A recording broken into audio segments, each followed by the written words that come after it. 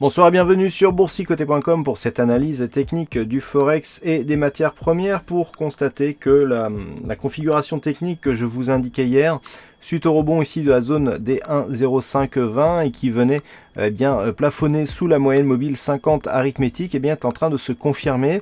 On attendait ici une zone de résistance sur la moyenne mobile 20 exponentielle, celle-ci était légèrement enfoncée pour plutôt préférer la moyenne mobile 50 arithmétique. Et malgré un contact ici sur la bande de Bollinger supérieure, on sent que la dynamique reste affaiblie et plutôt orientée à la baisse. Alors tant que les cours évoluent ici sous cette moyenne mobile, on peut effectivement attendre un retour ici sur la zone des 1,0520, dont une cassure, je le rappelle, serait un signal assez puissant d'une poursuite de la dynamique baissière court et moyen terme. A l'inverse, il faudrait désormais une rupture des 1,0707 puis 1,0856 pour inverser le mouvement à la baisse et commencer à impulser ici un mouvement suite à ces doubles contacts qui pourrait créer un mouvement de retournement de la tendance court terme.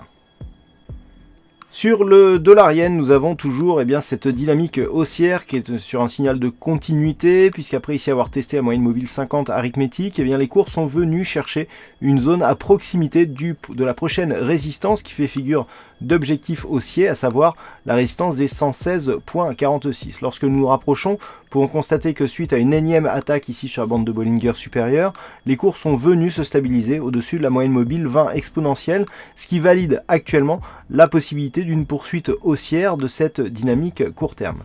Il faudrait casser à la baisse cette zone de support intermédiaire qui se situe à 112,68 pour valider, 112,88 pour valider un retournement de la dynamique court terme telle que nous l'avons actuellement. Donc pour l'instant, l'objectif reste ici un retour sur la zone des 116,46.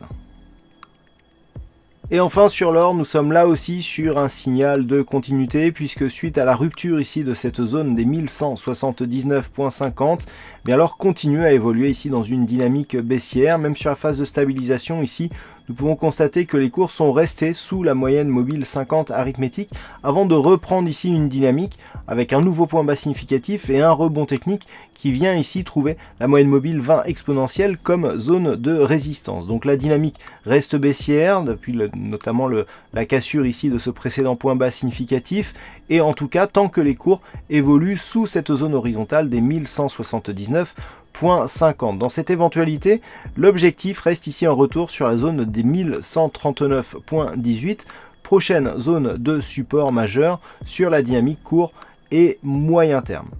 Voilà ce que l'on peut dire donc sur l'analyse technique de ces principales paires de devises Forex et matières premières. Passez une bonne soirée, bonne chance dans vos prochains trades.